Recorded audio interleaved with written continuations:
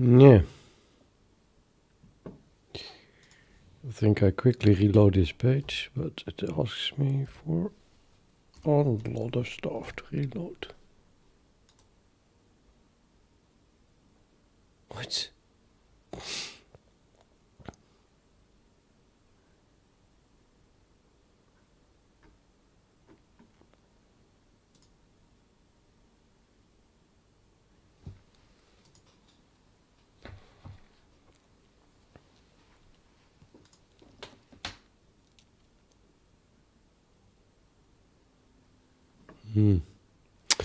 Oh well. Yeah. Let's see.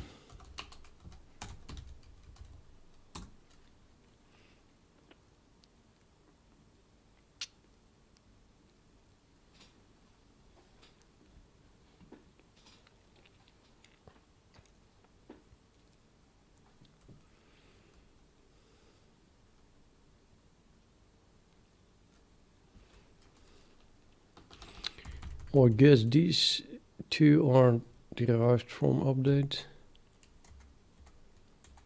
Yep. That is this one and that one are derived from update. So the three definitely belong together.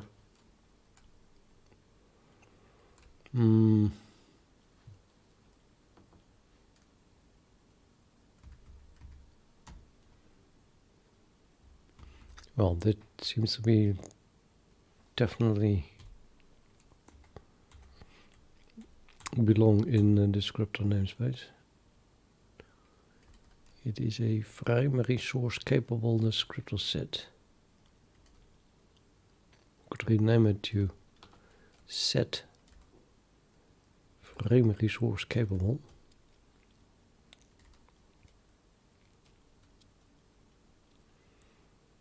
But yeah.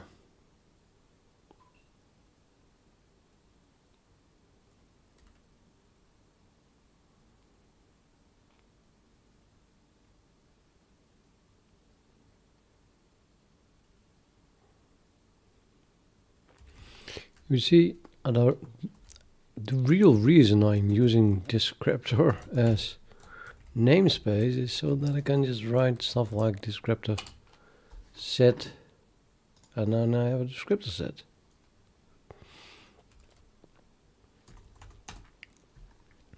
So in this case I have descriptor twice. So maybe I should do it like that then. Descriptor primary source capable set.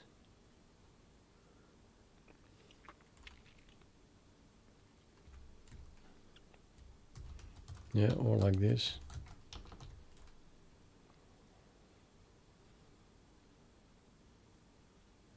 None really feels like an improvement, though. But okay, apart from the renaming, I guess it belongs in the descriptor namespace.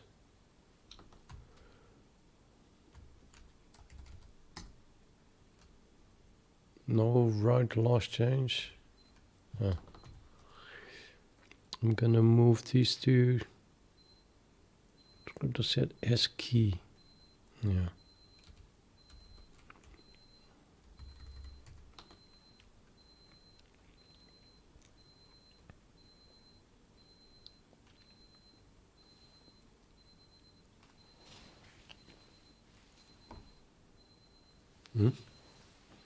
Sorry, some alarm is going off.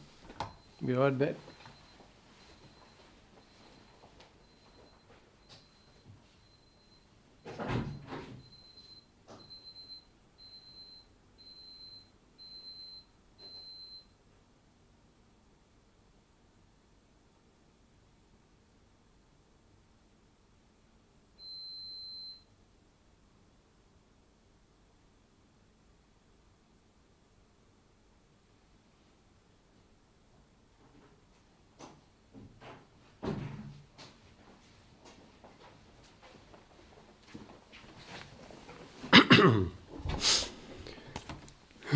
Excusez-moi. I'm back. I'm back.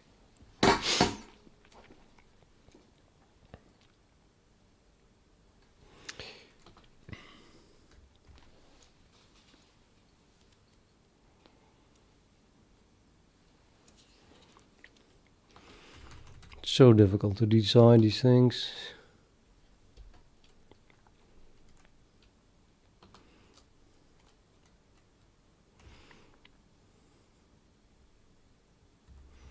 I think there's not a to-do anymore. I already decided this.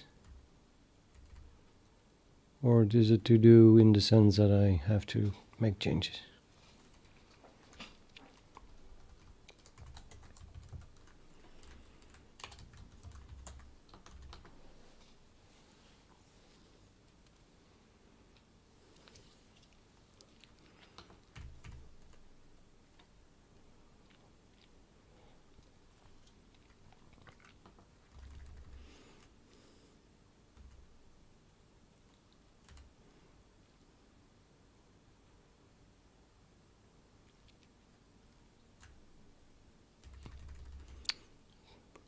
Combined image sampler SCADA resource member.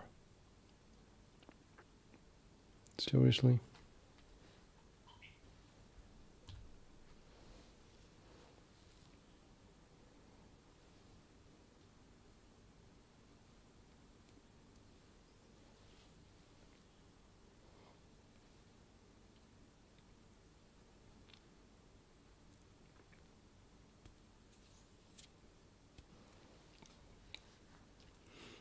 Okay, I guess what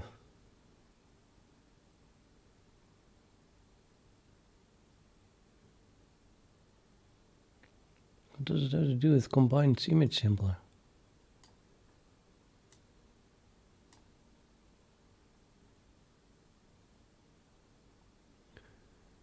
Okay, let me see what this is being used. Where is it used?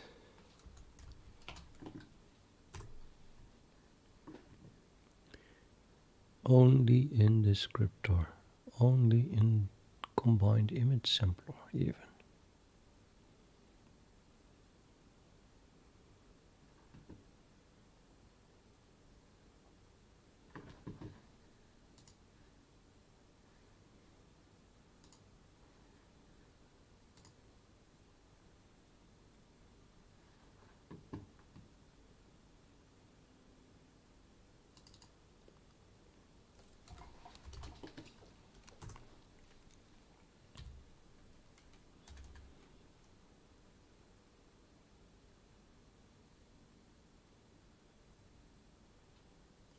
Oh, this is in detail. Oh.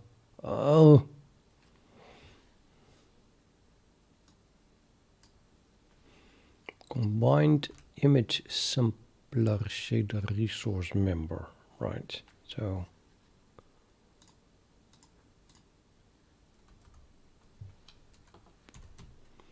This is in detail and therefore definitely belongs where it is.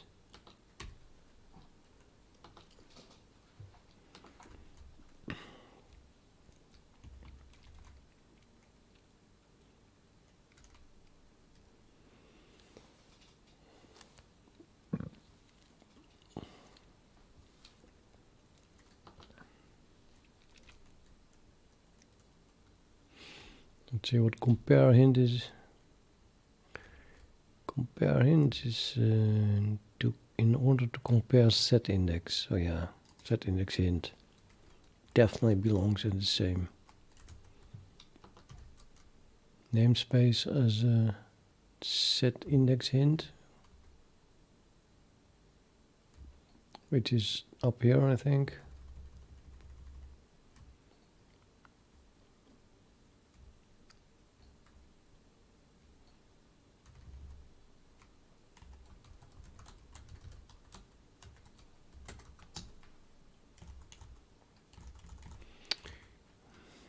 Or not.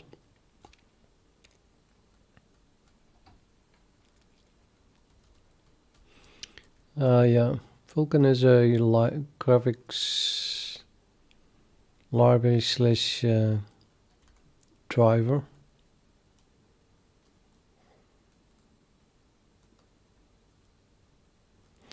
I have it in the description, you know. The title of this video slash stream says, in all caps, read the description. You can find the description immediately below the video that you're watching. And that has an FAQ section.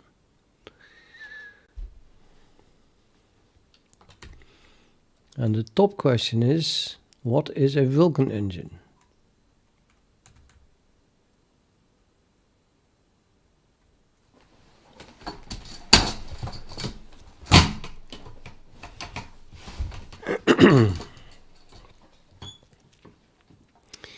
Yeah, that sound is my keyboard because it's have a hole in my table where the keyboard should go, and then the keyboard is placed on a thin piece of wood that hangs on rails, curtain rails basically. So if I move my legs, then everything makes a sound. Picture required, I guess. Well, why not? I'll make a picture.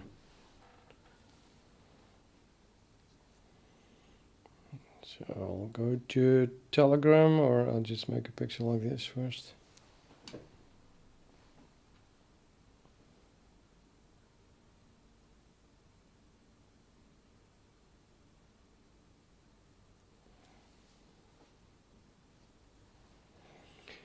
Share it.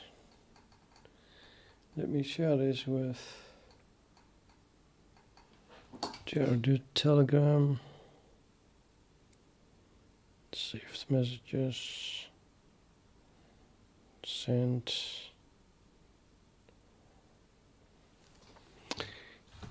I use Telegram to send stuff to my computer.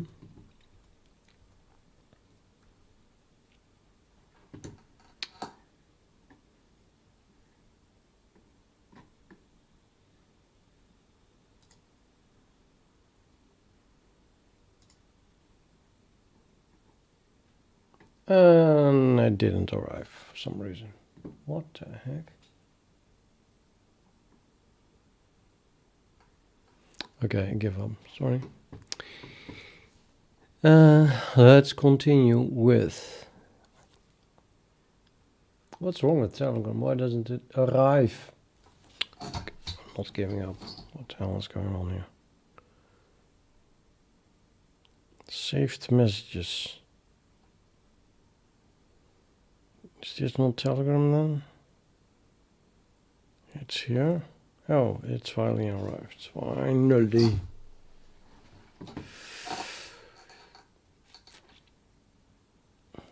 Delete all photos. Yeah, and then you can click on this, and we cannot move it. Oh, I can move it. I can move it. Well, not really. It's inside Telegram. Ridiculousness.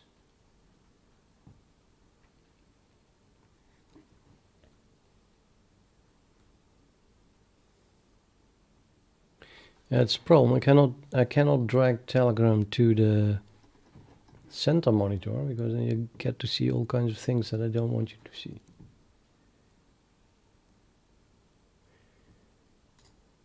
Okay, I have an idea. I just grab it like this.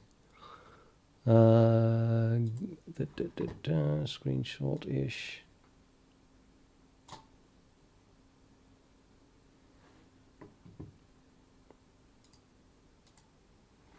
That's the picture that I just made. So you see, this is my table. This is the foot of the microphone. And this is my mouse, and here you see a hole in the table. Yes, the table ends here. It's one big hole here. You can see the floor here. You can see what is on the floor. You can see my knee. This is my knee here. Tip of my knee. So my keyboard is on a very thin piece of wood that rests directly on my lap. And you can move this piece of wood that hangs on the rails and at the bottom of this table. So I can move it back and forward. Forward, back. Well, it doesn't move here because this is a picture, but now you get the idea why it's making noise, especially when I change my legs. Now, should I explain why I have it like this, or shall we just continue coding?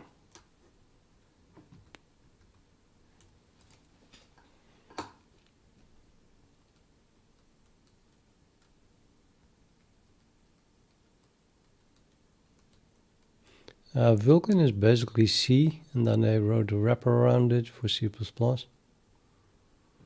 And I guess some idiot wrote a wrapper for it for Rust. I mean, I'm sure they have a wrapper for about every slightly reasonable language, including Rust.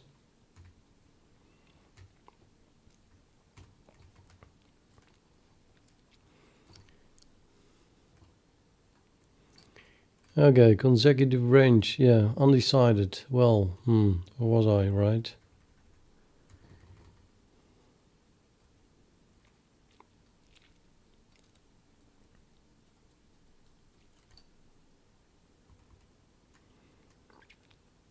I had decided that this one needs to stay in the descriptor, and compare hint must go in the same thing as what it compares, which is set index int, which lives in, oh, it's a using, but it lives in descriptor. I guess it makes sense-ish.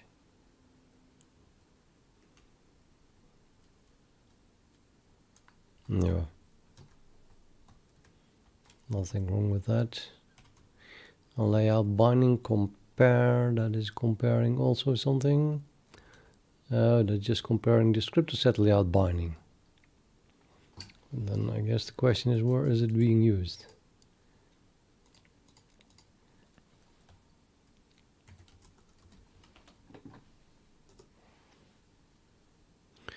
Descriptor.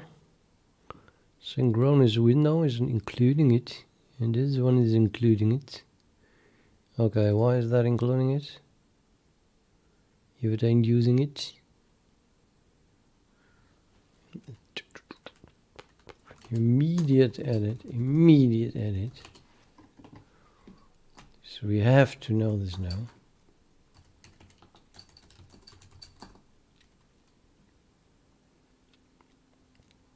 Linking, so it's not needed.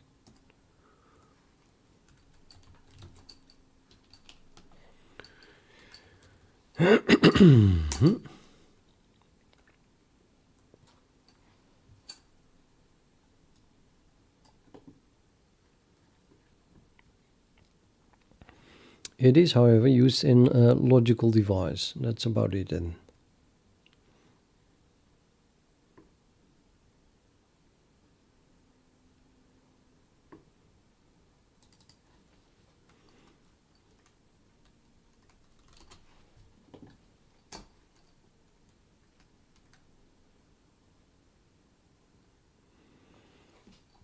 We have a map.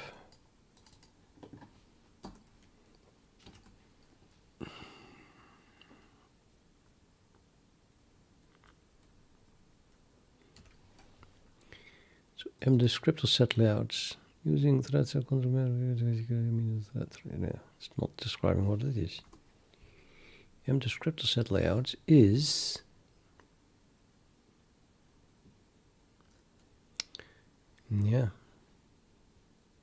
it's just this.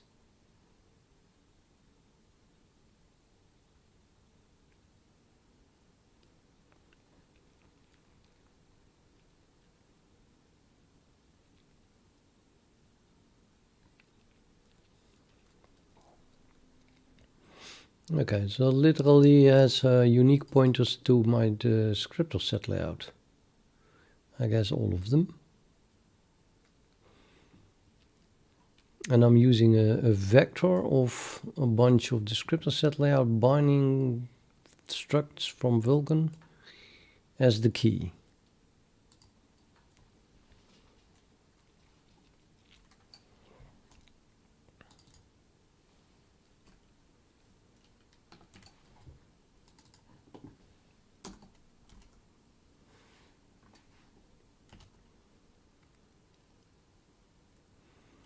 Realize the descriptor set layout.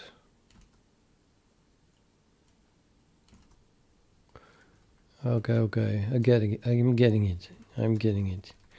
I'm calling this function on the logical device to create a new descriptor set layout. And I'm using this map here to cache them. So it might return one that already exists.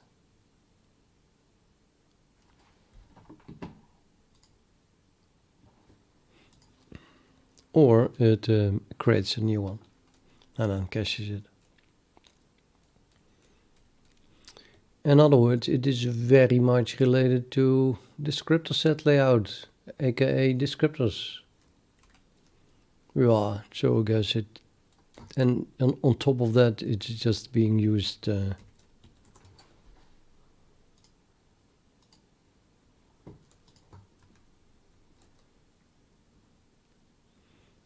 I did look it up. I guess that was here. Oh, yeah, it just used in the descriptor here. Descriptor stuff.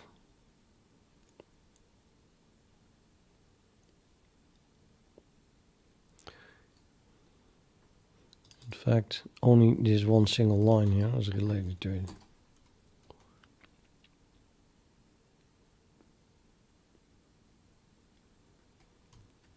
Okay, it's also used for M-sorted bindings, which is very close related.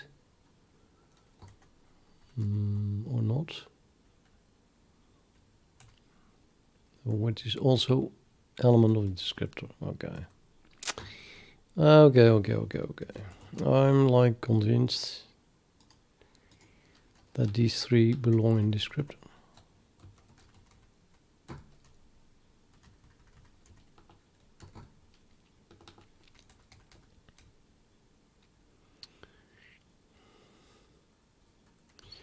And now let's finish the descriptor.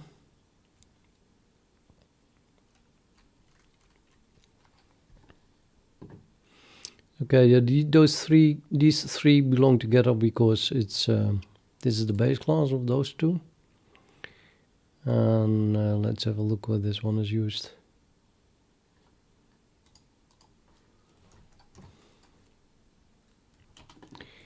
It's pretty recent code.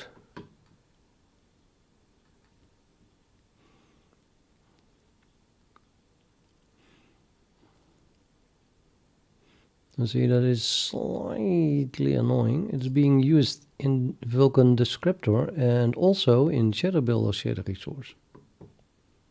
Why?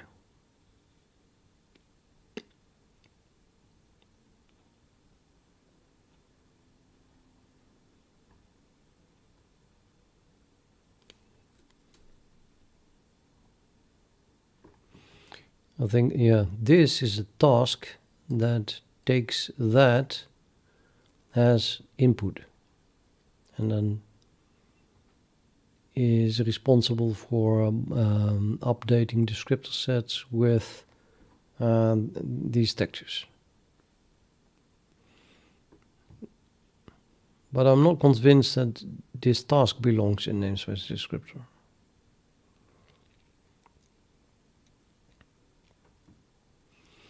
And I think that whatever goes in shader builder, including shader builder shader resource, should only be related to building the shader of a pipeline, aka building a pipeline, but then a specific part of it.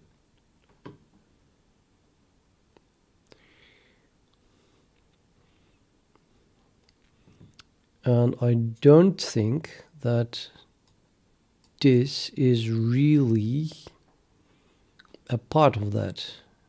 It's more like an output. But okay, it's also not in that namespace. But this one is.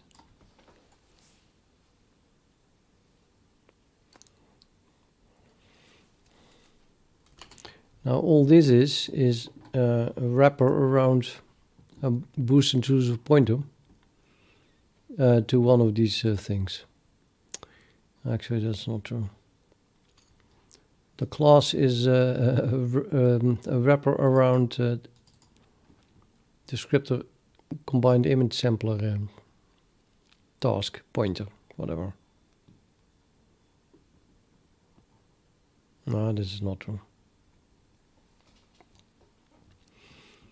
I think it's highly doubtful, at the very least, that this thing does nothing else than wrapping a pointer to something that is the same name but is in a different namespace.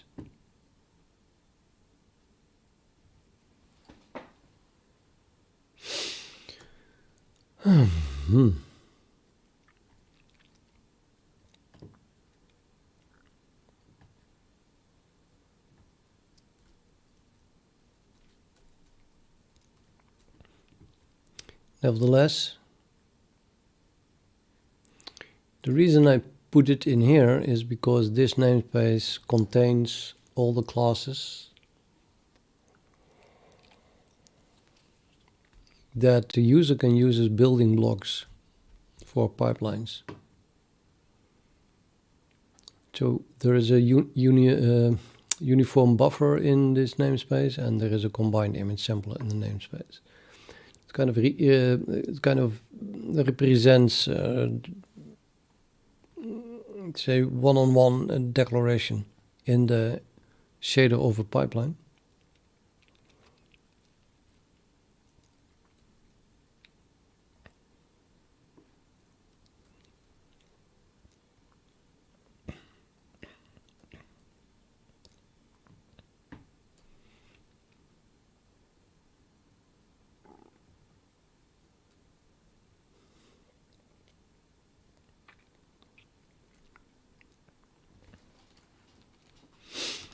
Normally I have all main tasks in namespace task.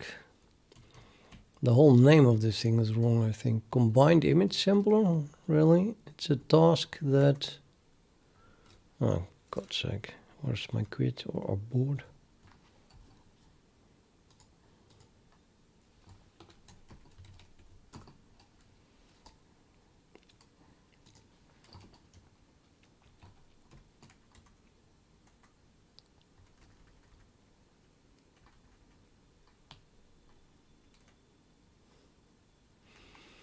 This is a task that does stuff. Right. What? How does one name a task?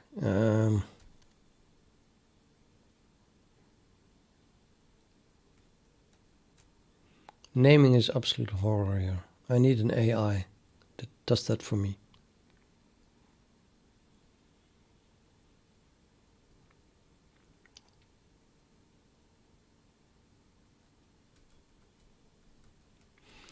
Okay, so it is a task, it takes updates, and there are two different types of updates. Namely, it stores both of them.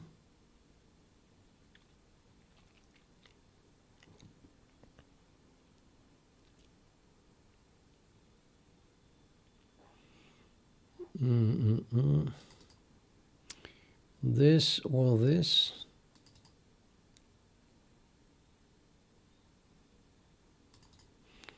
So we have texture pointers, and we have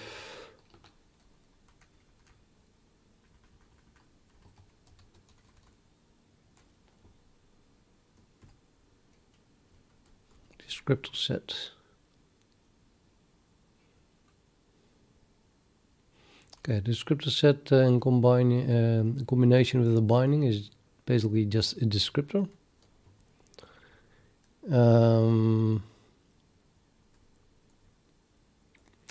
So this is a vector of descriptors.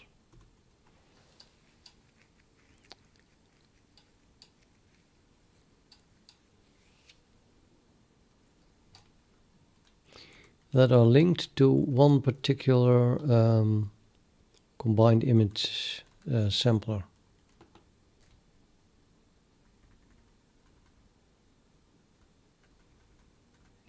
Furthermore, it has a list of all the textures.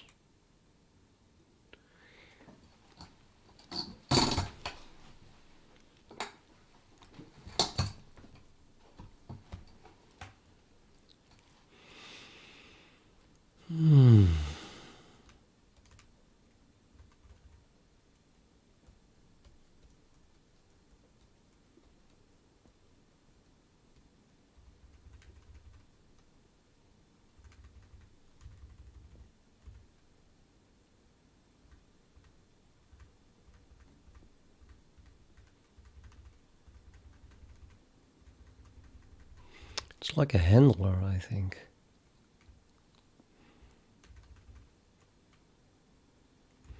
This is an important thing, the TLSL ID.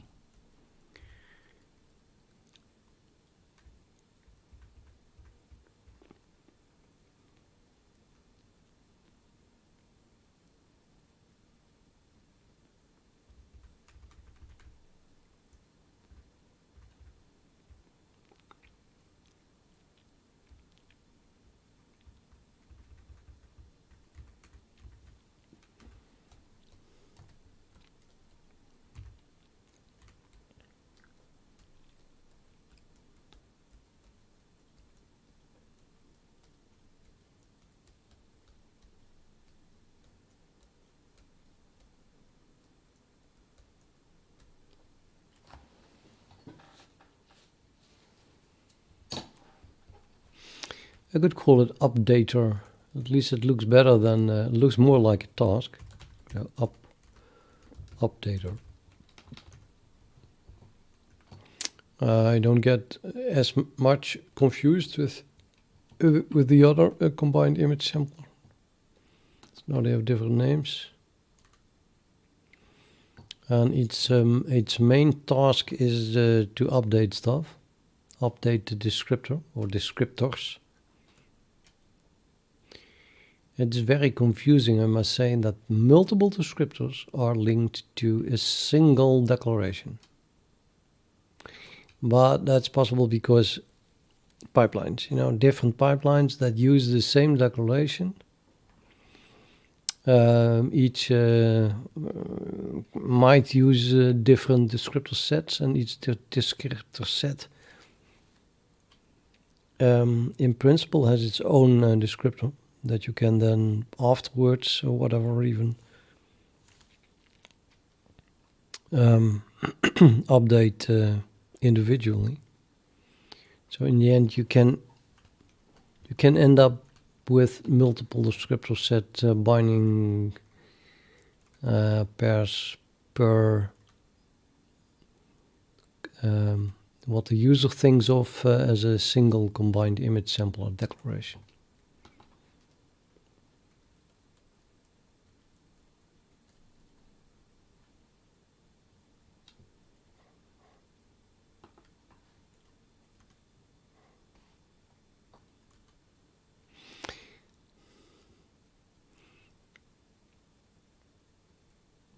PJ, man, thank you. And yeah, what to say to your friends?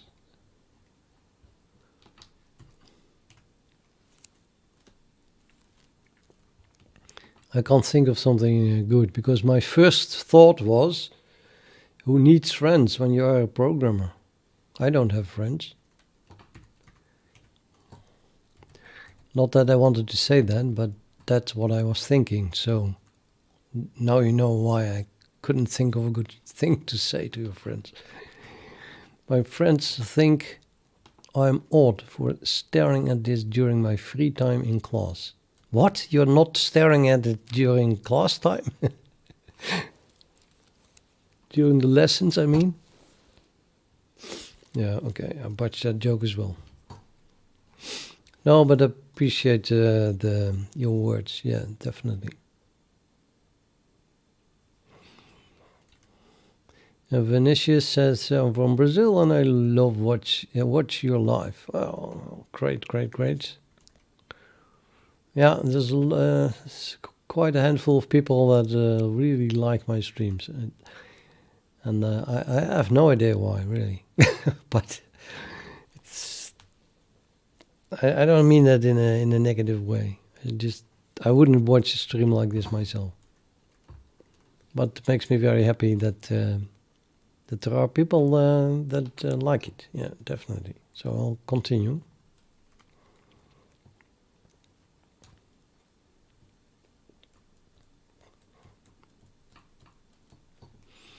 I mean, particularly the current stream, I would hardly started streaming because I thought, well, this is going to be extremely boring. Maybe I should write in the description a warning like, yeah, well, I'm streaming, but don't watch this because it's boring. And then I started streaming anyway.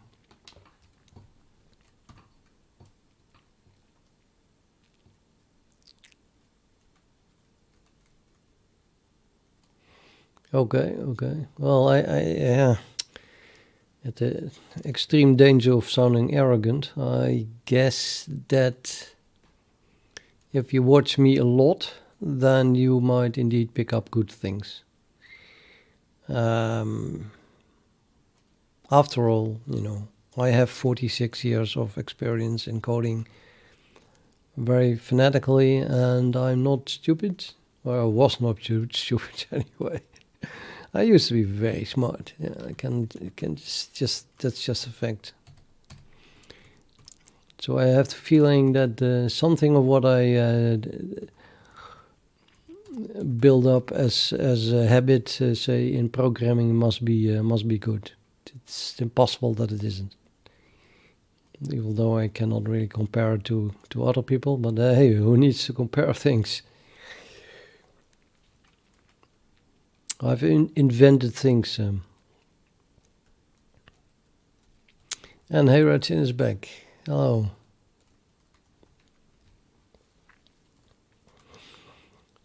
I have reinvented things all on my own. A whole long list that then turned out to already exist and be basically famous inventions.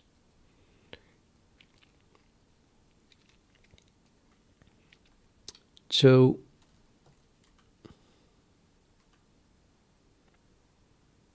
I should be capable to do other amazing things like coming up with a good way to program, if that's basically the only thing I do.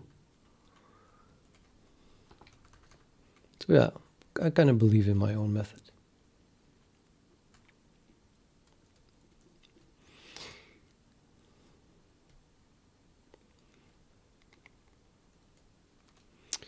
Right, I decided to rename this thing. Now, so one way to go from here, so this compiles, right? I mean, let's show you that it does, or show myself that it does.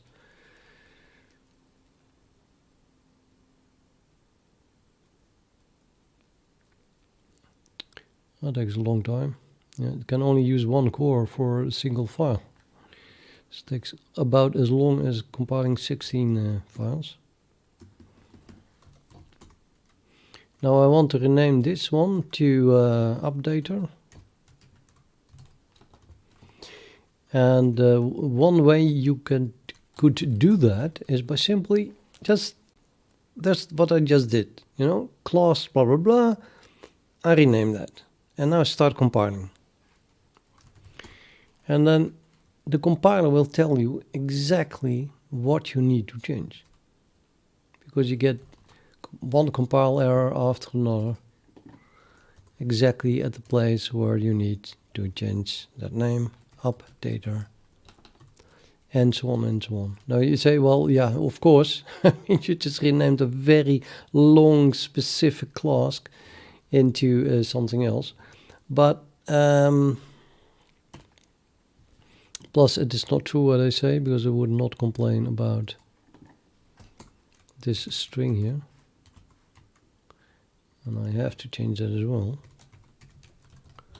So it's not entirely true. Updater.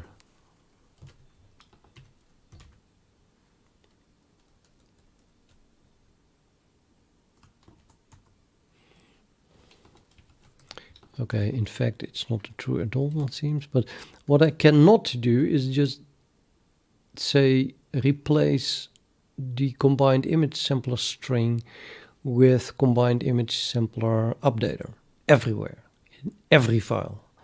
Because that would also change this. And I don't want that, right? You want to just rename that one class. And I can also not Not even in this case, I would say.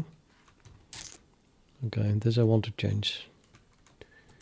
I'm probably going to want it so often that I'm going to use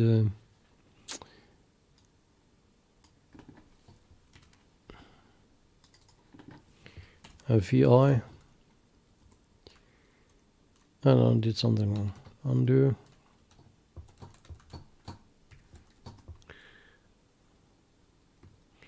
I missed the C here.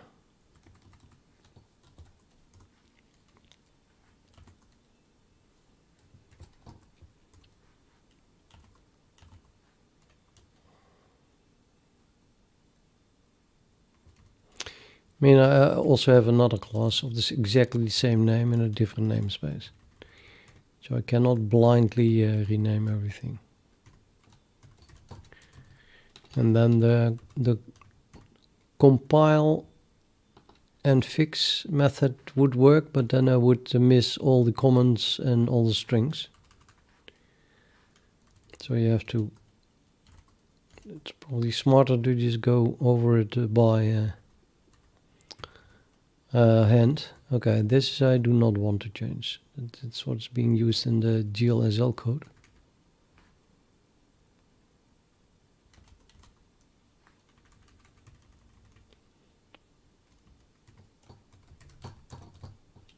Oh wait, I can better use my...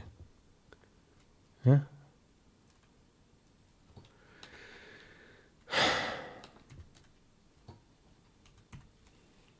It needs selection? No. Oh, this one needs, yes, it needs selection, know what I typed in. Oh well, oh well.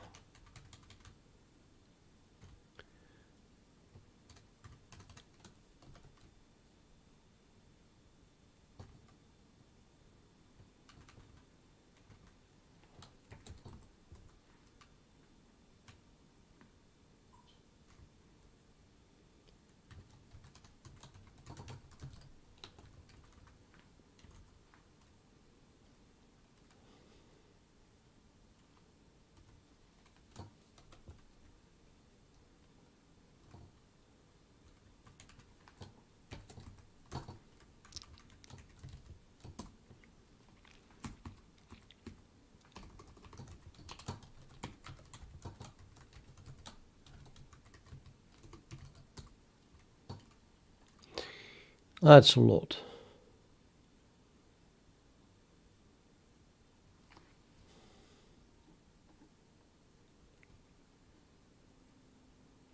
So I think it's a good idea to do the compile trick again.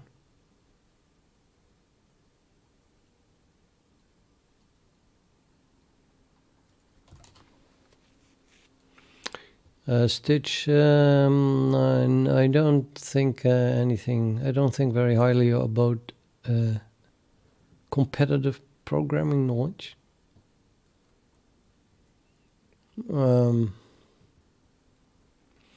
I no doubt it is a,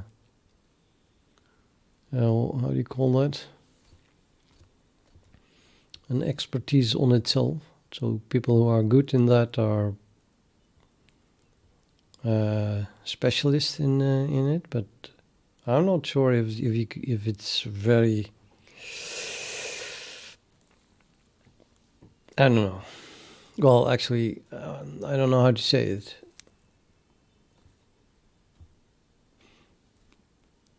Those competitive programming websites, I feel, teach you programming in the wrong way. They are aimed at writing super short, super quick code. That works, but it's all one time and it's pretty small. While the code that I write is aimed at speed. Okay, that's competitive programming also. Maintainability, flexibility, and robustness. And that includes having a very, very, very high limit at which everything breaks down due to complexity. But I guess that is included in the maintainability and flexibility thing. And the robustness, actually, all three. Combination.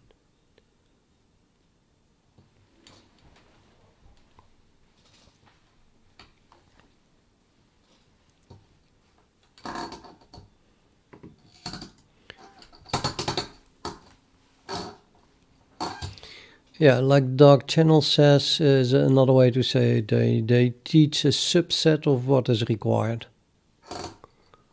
So algorithms, you will probably learn a lot of algorithms from it, but I don't think you will learn to code in a way that your code is robust and flexible and easy to maintain, which is very important, I think, personally. Especially for very large and complex programs. Now, what I cannot do, because I'm not the best programmer in the world, where I definitely lack is writing code that is usable by other coders. My code tends to be, as simple as possible, but not simpler. Like I think some famous guy said, wasn't that Einstein?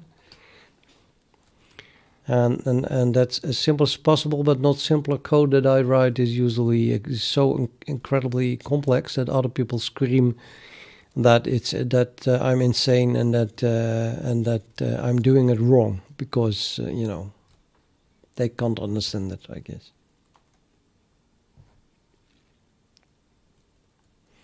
So yeah, my programs are usually very complex, so complex that it takes a full-time, a year study in order to understand the code enough to work with it. So no other coder does that, and therefore they cannot work with it. So that's simple.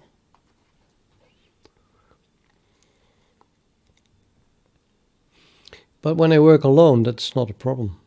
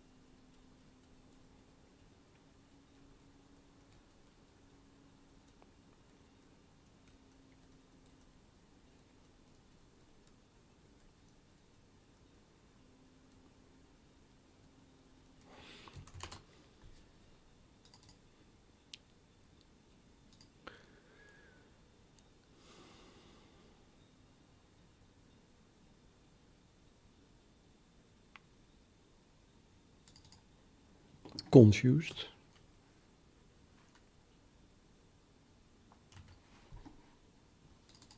Updater. Oh, something went wrong there.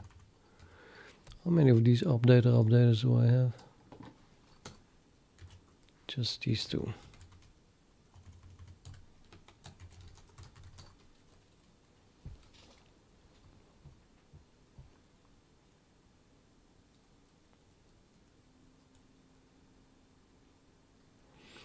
Yeah, well, they don't know better.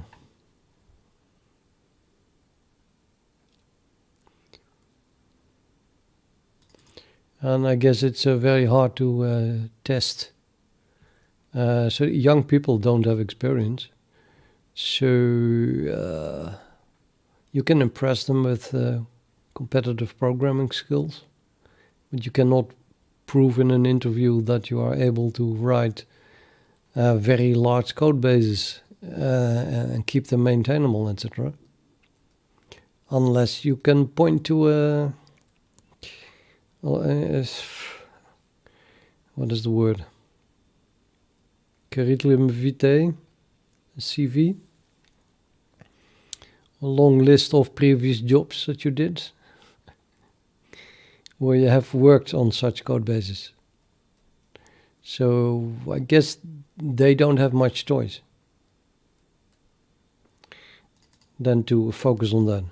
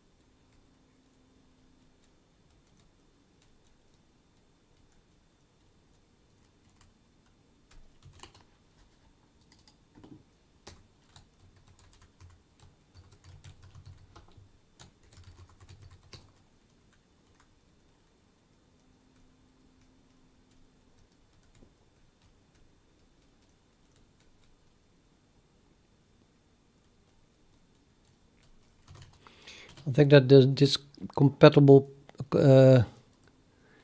competitive programming also gives people the feeling that you get a problem and then you solve it in like 5 minutes, 10 minutes, 1 hour when it's a very hard one.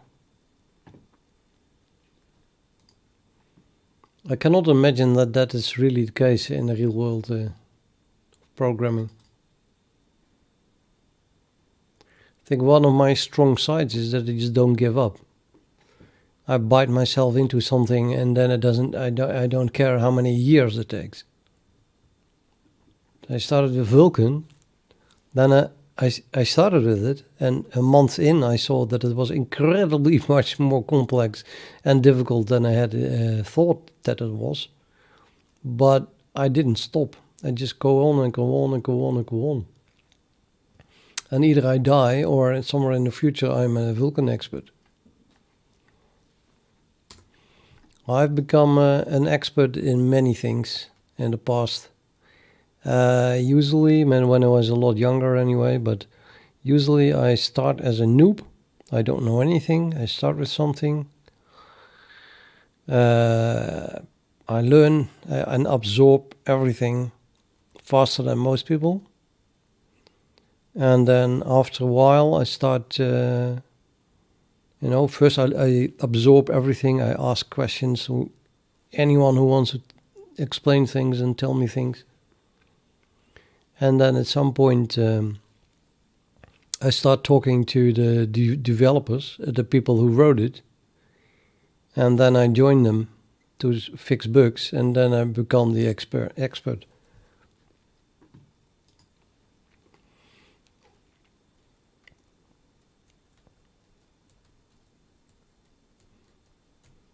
I cannot remember having ever started anything where I did not end up at the highest level. I'm not sure that will happen with Vulkan though. That would mean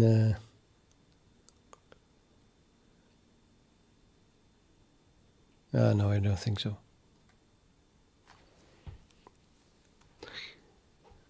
Neither do I aim for it. I'm just hungry for knowledge. So say I joined, just a random example that I can remember, I joined Second Life, right? A decade or more ago.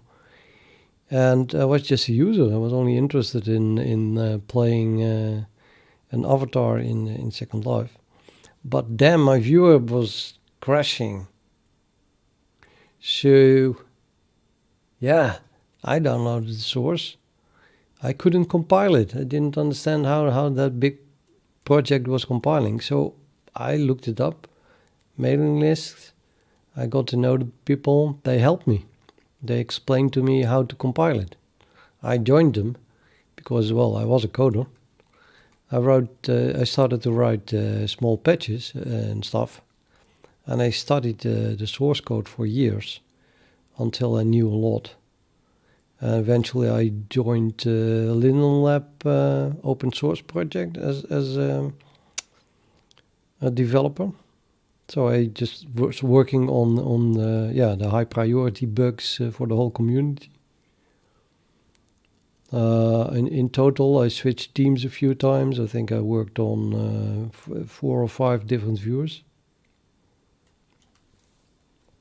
And even before I did that, I couldn't walk with my avatar, if you understand what I mean. Like, what is this arrow key using? You know, how do you walk? How do you fly? And a while later, I was building things, you know, you res a prim, and you can in-world, the way it is, you have to do that, resize stuff, put a texture on it.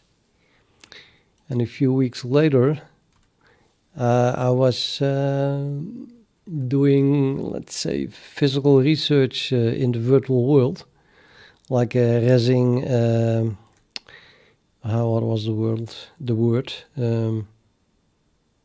A sculpty.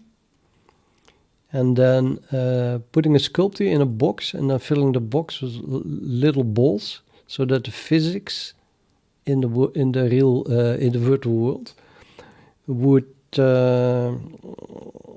is the name?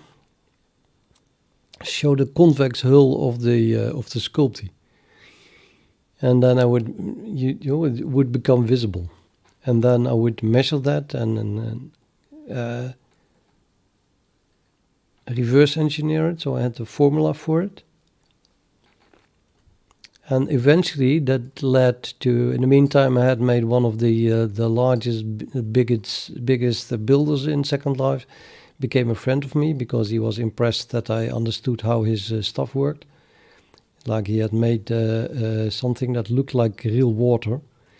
And he asked me how I thought it worked. And I told him, and he was very impressed because nobody else had ever guessed how it worked. So we became friends. And this sculpting research led to him making a skybox with a very real-looking beach, because you could use the actual physics of the sculpting as the beach surface. You could just walk on sand and then slightly into the water, etc. And that in a skybox. Nobody else could do that.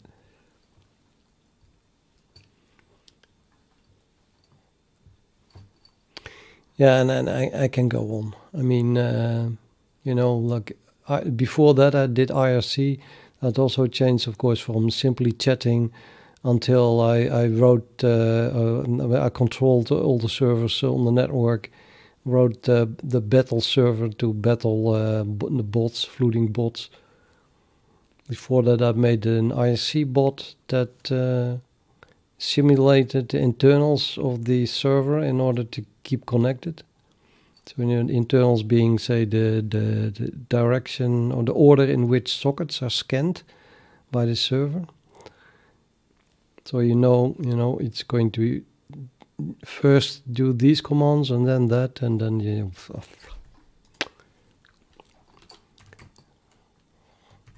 I have always liked difficult or complex things. I don't stop.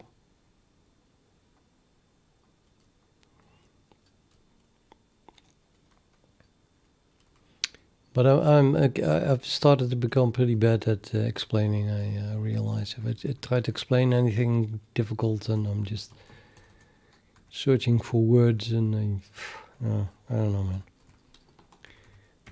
Maybe better if I just continue coding.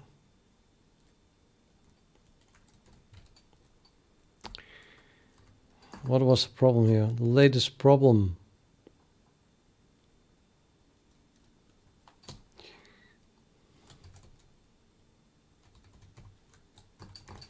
Updater.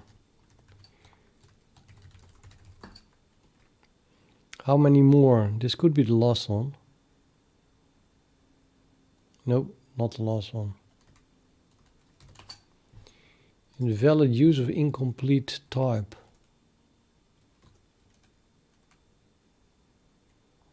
Oh, definitely not the last one.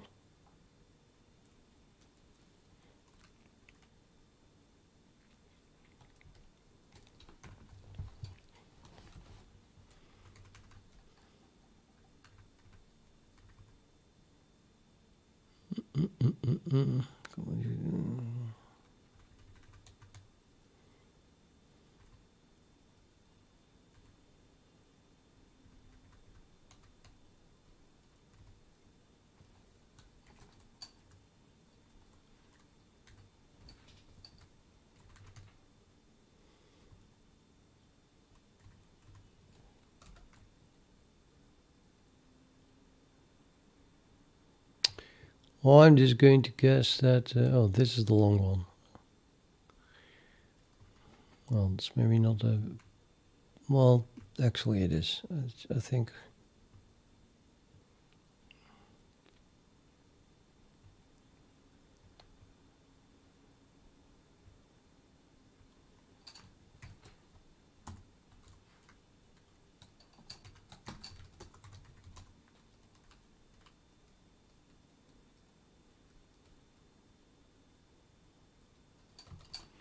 Really?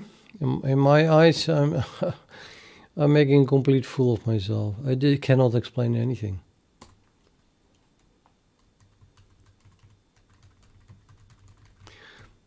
I mean, I would have to think for 5 minutes before I could formulate in a good way how my IRC bot worked. So I just said something and I didn't get any further than that it simulated the internal workings of the server in order to do sophisticated stuff. But I would much rather have explained the details of it, not call it sophisticated and that's it. But maybe it's just, I also forgot how it exactly worked. I just know, you have to know how IRC works, I guess. So there was a program that would keep ops, the operator, on a channel while IRC operators were trying to kill it. I had 4 bots on the channel, 4 off the channel, ready to join. And then when the first bot would be killed, so losing connection and therefore operatorship, then the next bot that is outside the channel would join the channel and change nick, and it could not be known at the time because the nick was random. They didn't have search methods on hostname, and it would need to get up. But if you do it the normal way, you join a channel, and then when you see that it is joined, you give it ops. Then an operator could use a script to manually. They would be too slow against the bot, of course. But they could write an IRC2 script, say, that as soon as they see something join that looks like this or that, they kill it. But then they have to wait until they receive the join message. But what I did was I sent a join to the server, and I immediately also sent an op. And I knew that the join would be processed by the server before the op, because I knew the order in which it read sockets. So I just skipped waiting for the join, if you understand what I mean.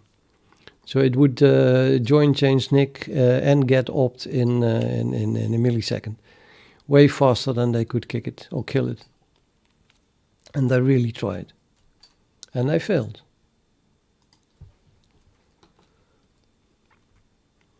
Until my program crashed. But it took half an hour, I think.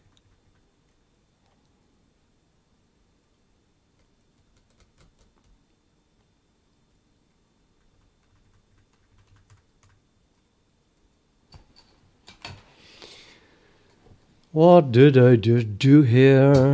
I've got again. I don't know. Did I change here something? No, I didn't. We joined here because there was a problem there. Cannot convert constant updater to.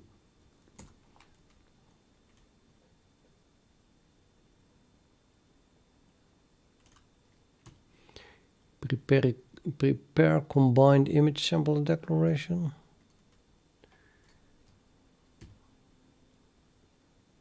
Because this must be an updater then. Updater combined image sampler.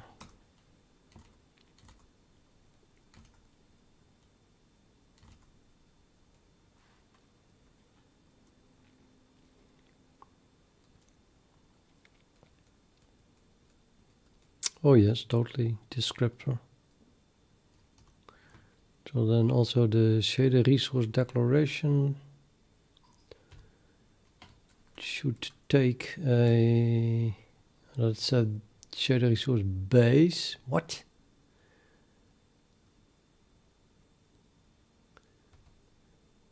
Okay, things are definitely going wrong here.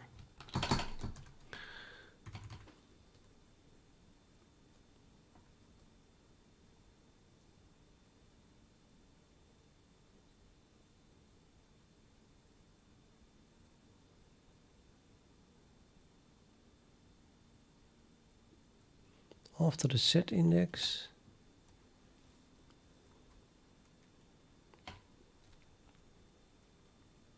shader resource base. What is that? What?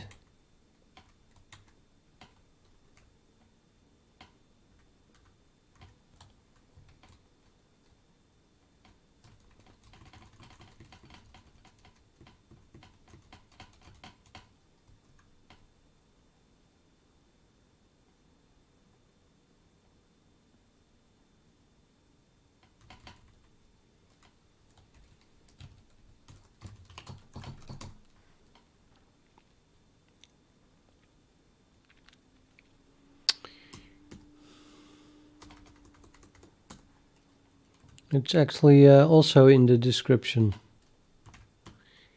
T1 Chihuahua.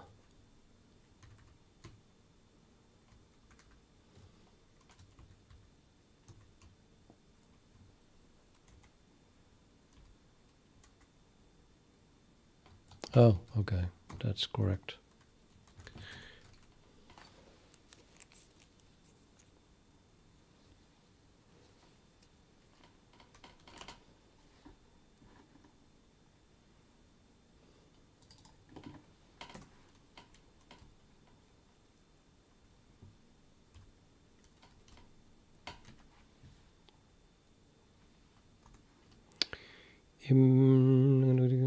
Prepare.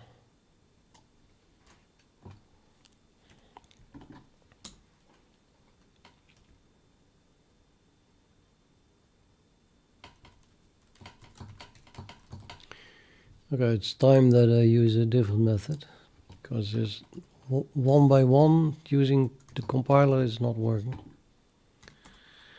There's exactly one left. Okay,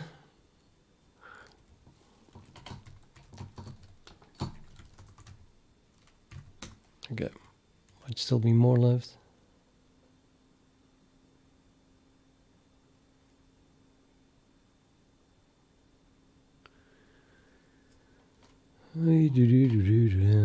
Okay, Dragon TV. I'm new. Are you going with the normal path or with bindless concept? I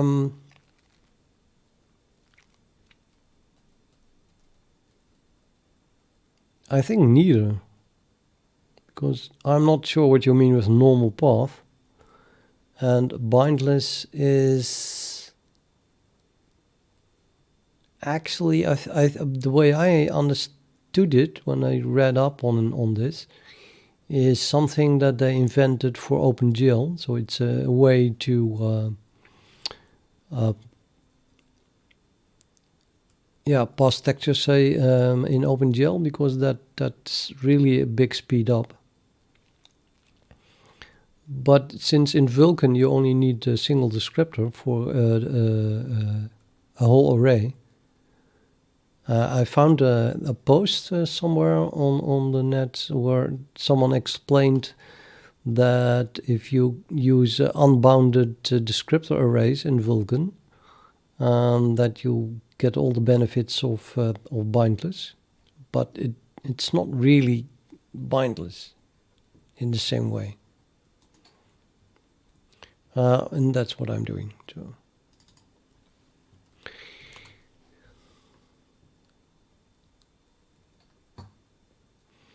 But yeah, maybe I run into some kind of limitation at some point, so that I decide to use uniform buffers anyway for everything. I mean, you can just go around everything that Vulkan supports and do it your own way. But I like to use what Vulkan provides if possible, because they didn't do that for nothing. And it is a very recent API. Now what? Not even looking at the errors anymore. Error of Vulkan descriptor combining with sampler updater has not been declared.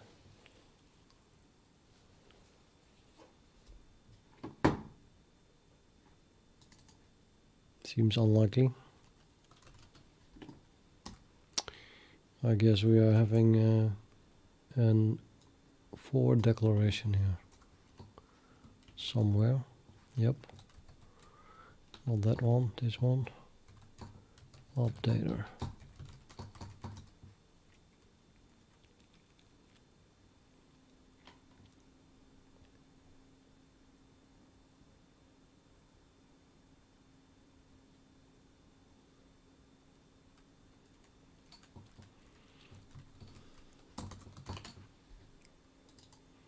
Combined image sampler updater shader resource members not declared. Typo. What is going on here?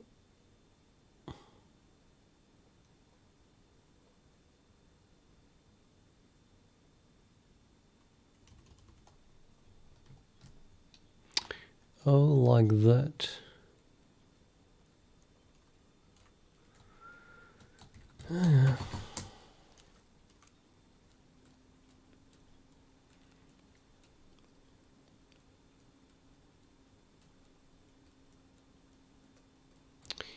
It's boring. But the alternative is to go to bed, because it is 11 past 1 a.m. Well, it compiles. Well, it's something.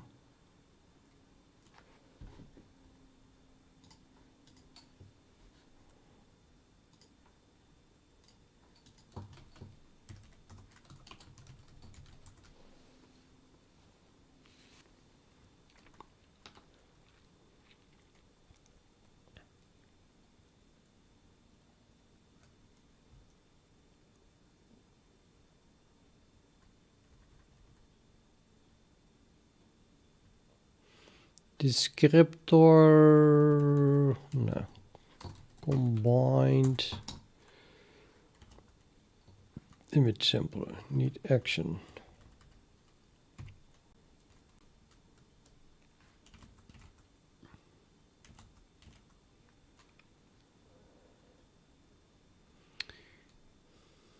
Why the hell is there no combined image sampler here?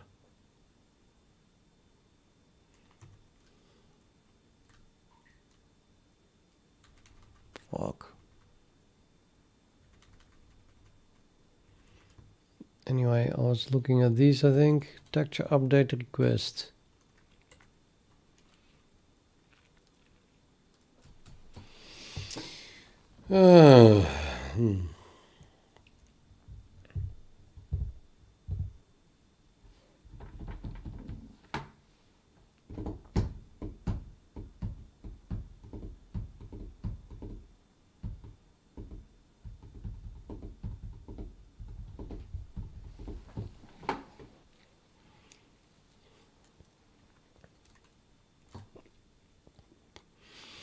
See, this is the problem that I really have with this, that no matter if I look at descriptor or at pipeline or at shader builder, namespace, it uses a lot of the other ones. Well, this is inside descriptor and it uses the pipeline like a billion times. And shader builder, well, twice.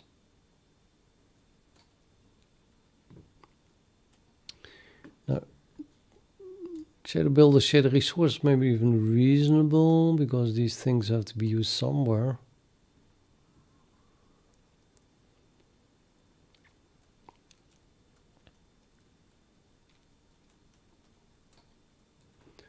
So maybe I'm just triggered wrongly, erroneously. Talking about a rolling R post bunny. Erroneously. I don't know how to pronounce that.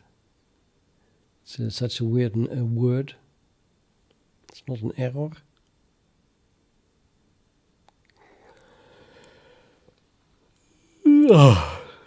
Yawn.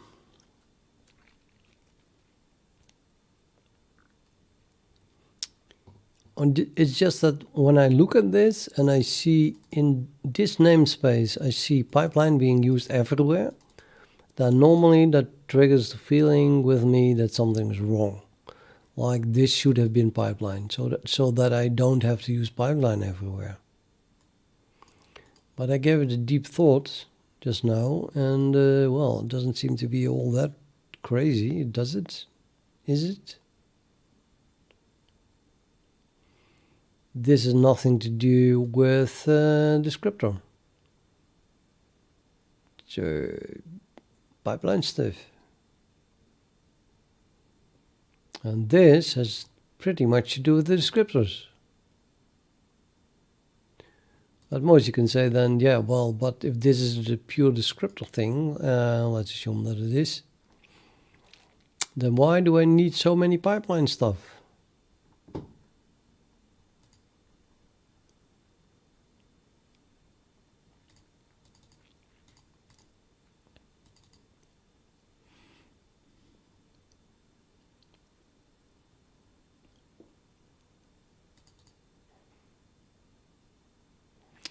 Well, factory characteristic ID is something that refers to as being the ID to a factory characteristic, rather a characteristic range. No, there's a combination. This is the ID of a factory plus an ID of a characteristic range, all in one. And the characteristic range is what is being used to build pipelines, and the factory is building the pipeline. So this refers to a part of a pipeline factory. and it is that part that referred to my texture. Sorry, that referred to my texture. Well, no, not really. That referred to the descriptor that we're talking about here, which isn't even mentioned, but we're talking about it. So yeah, it's just a mess. It's a mess, but I cannot untangle it because it seems all correct anyway.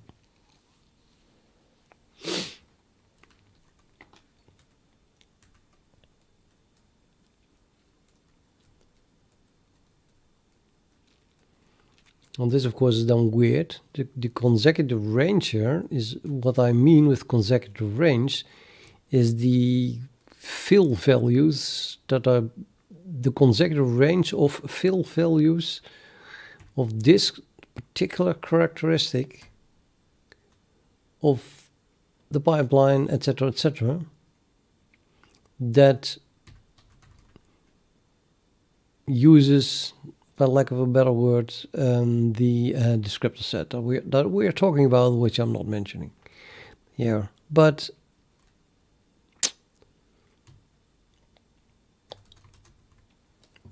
all by itself is just 2 ints, and you would think that maybe I should call it a consecutive characteristic range, sub-range or something like that. And if I don't, because, well, okay, that's what it refers to, sub-range of this of a characteristic range. I'll leave out range here because suddenly I thought, yeah, it's really, it's really a range. It's a pipeline factory and a characteristic range. And then I thought, let's call it this instead of pipeline factory characteristic range ID. Indices. Maybe I should rename it because it's, you know, a bit weird to suddenly leave off range here and leave off pipeline here. I could leave off the pipeline because it's in namespace pipeline. But then the pipeline part only refers to the fact that it contains a factory. And the characteristic range, well, okay, that also belongs to pipeline, I guess, but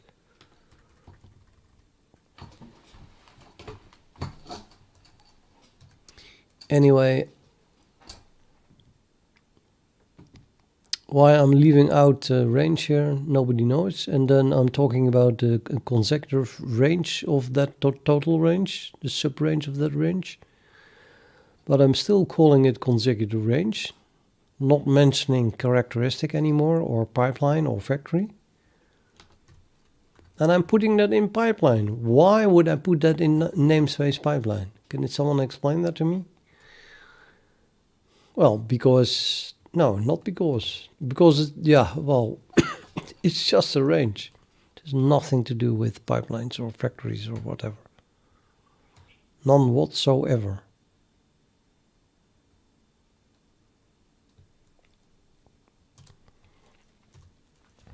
I'm using it here for a characteristic, but it doesn't belong in pipeline. Consecutive range is not something that I want to have in pipeline. The reason it is in pipeline because I'm only using it for the characteristic range at the moment, but maybe in the future I want a consecutive range of 2 integers for something else. And then it would start to become really awkward that it is part of pipeline, right? So yes, that has to go. That has to go.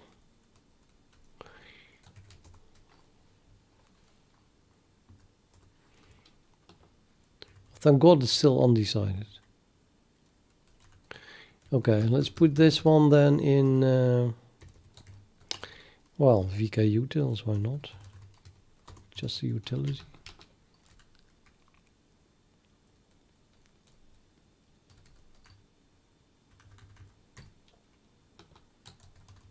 I think I go to bed because otherwise it's getting too late again. I still need to do all of these, right? So I had 15 and now I have 1, 2, 3, 4, 9. So I did 6 somehow. Since I counted it last time anyway.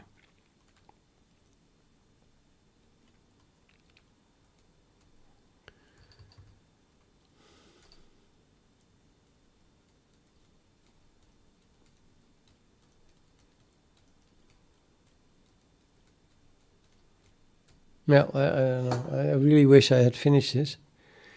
And then I would sleep better, as it were. But I'll